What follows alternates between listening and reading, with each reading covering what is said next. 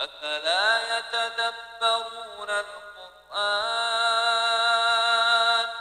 أفلا يتدبرون القرآن أم على قلوب أقفالها. Pertemuan kali ini kita masuk bab tahdhiri ahli al-Qur'ani wal ilmi min ar-riya'i wa ghairihi. Bab peringatan kepada ahli al-Qur'an dan ahli ilmu daripada sifat-sifat riya' dan selain daripadanya. Qala Allah Ta'ala wa'budullaha wa la tusyriku bihi syai'a. Allah Subhanahu wa Ta'ala berfirman, hendaklah kalian menyembah Allah Subhanahu wa Ta'ala dan jangan kalian mensyirikkannya dengan sesuatu pun. Surah An-Nisa ayat 36. Wa qala ta'ala faman kana yarju liqa'a rabbih faly'amal 'amalan salihan wa la yusyrik bi'ibadati rabbih ahada. Dan Allah Subhanahu wa Ta'ala berfirman juga, sesiapa yang mengharapkan bertemu dengan Tuhannya, maka hendaklah ia mengerjakan amal yang soleh dan janganlah ia mempersekutukan dengan sesiapa pun dalam beribadah kepada Tuhannya.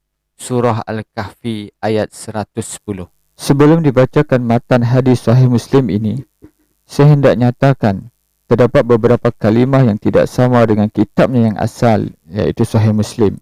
Setelah merujuk kepada beberapa cetakan, antaranya Sahih Muslim cetakan Darut Taibah dan beberapa cetakan yang lain. Begitu juga Sahih Muslim Bisyarhin Nawawi cetakan Darul Hadis. Kalimah tersebut ialah alaihi dan li'ayyuqala. Saya akan bacakan matan hadis mengikut kitabnya yang asal.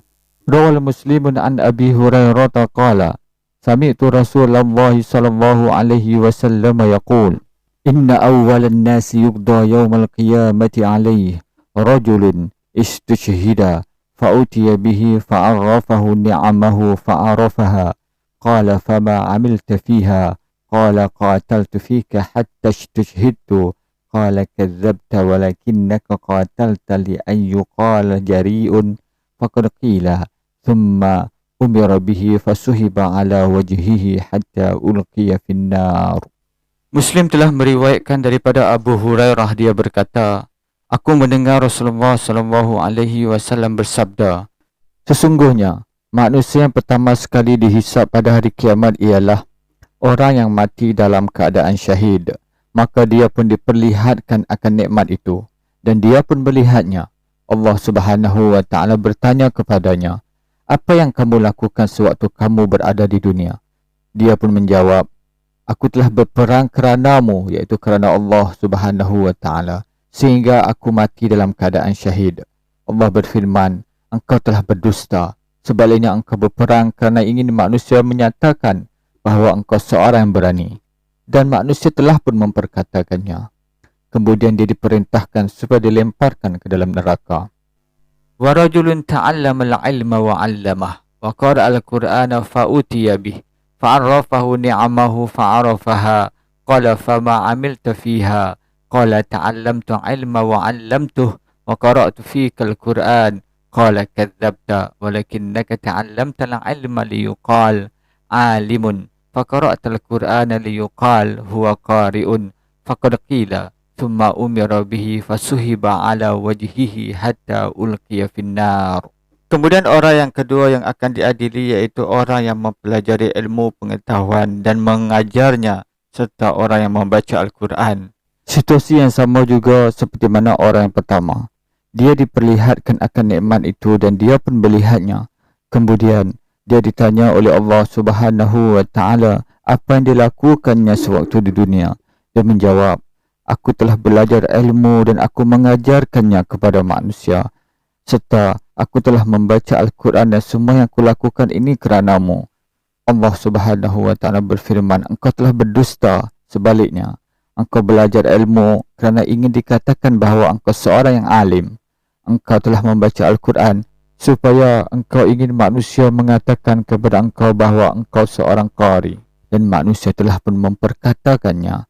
Kemudian dia diperintahkan untuk dilemparkan ke dalam api neraka. Wa rajulun wassa'allahu alaihi wa a'tahu min asnafil mali kullih fa'utiya bihi fa'arrafahu ni'amahu fa'arafaha قال فما عملت فيها قال ما تركت من سبيل تحب أن ينفق فيها إلا أنفقت فيها لك قال كذبت ولكنك فعلت ليقال هو جواد فقد قيل ثم أمر به فسحب على وجهه ثم ألقي في النار.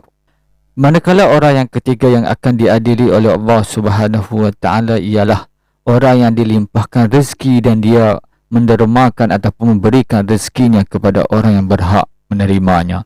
Dia diperlihatkan nikmat itu dan dia melihatnya. Kemudian dia ditanya apa yang dilakukan di atas dunia. Dia berkata, aku telah melakukan infak kerana engkau. Allah Subhanahu wa taala berfirman, engkau telah berdusta. Sebaliknya engkau berinfak kerana engkau ingin dikatakan bahawa engkau seorang dermawan dan manusia telah pun memperkatakannya di atas dunia. Selepas itu, dia diperintahkan supaya dilemparkan ke dalam neraka. Wa qala at-Tirmizi fi hadzal hadits thumma daraba Rasulullah sallallahu alaihi wasallam ala rukbatayhi faqala ya Aba Hurairah ulaika thalathatu awwalu khalqillah tusa'aru bihimun naru yaumal qiyamah. At-Tirmizi meriwayatkan sambungan kepada hadis ini ialah kemudian Rasulullah sallallahu alaihi wasallam menepuk kedua lututku, iaitu lutut Abu Hurairah.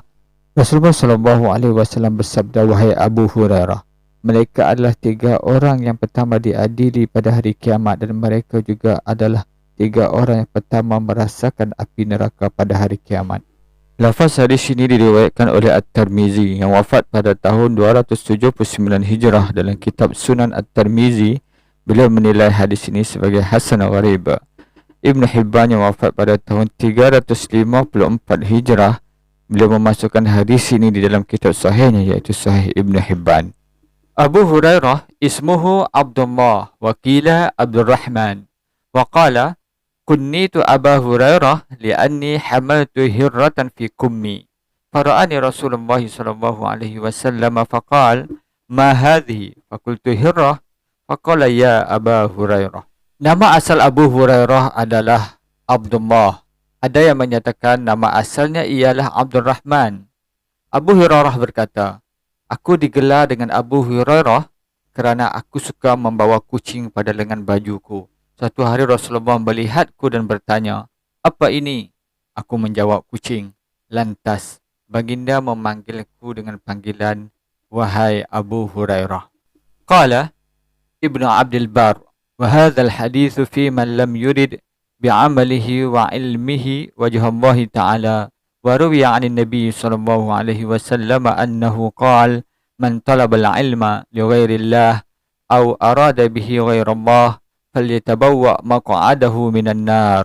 Ibnu Abdul Bar berkata, hadis tersebut adalah mengenai orang yang melakukan perbuatan ataupun melakukan amal yang soleh dan mempelajari ilmu pengetahuan tidak mengharapkan keridhaan Allah Subhanahu wa taala. Dan diriwayatkan daripada Rasulullah sallallahu alaihi wasallam baginda bersabda, man talabal ilma li ghairi Allah aw arada bihi ghairi Allah falyatabawwa maq'adahu minan nar. Sesiapa sahaja yang menuntut ilmu kerana selain daripada Allah Subhanahu wa taala ataupun mempelajarinya tidak untuk mengharapkan keredaannya, maka hendaklah dia mengambil tempatnya di dalam api neraka.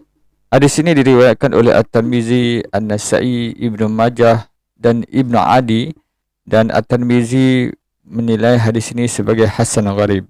Wa kharraja Ibnu al-Mubarak fi raqaiqihi 'an al-Abbas bin Abdul Muttalib qala qala Rasulullah sallallahu alaihi wasallam yazharu hadha ad-din hatta yujawiz al-bihar wa hatta yukhad al-bihar bil khayl fi sabilillah tabaraka wa ta'ala thumma ya'ti aqwamun yaqra'una al-Qur'an fa idza qara'uhu qalu man aqra'u minna man a'lamu minna thumma iltafata ila ashabihi faqala hal taruna fi ulaikum min khair qalu la qala ulaika minkum wa ulaika min hadhihi al-ummah wa ulaika hum waqudun nar. Ibnu al-Mubarak telah meriwayatkan dalam kitab Raqaiqnya. Hadis ini diriwayatkan daripada Al-Abbas bin Abdul Muttalib. Dia berkata, Rasulullah sallallahu alaihi wasallam telah bersabda, agama ini iaitu agama Islam telah muncul sehingga merentasi lautan, sehingga mengharungi lautan dengan kuda di jalan Allah Tabaraka wa Ta'ala.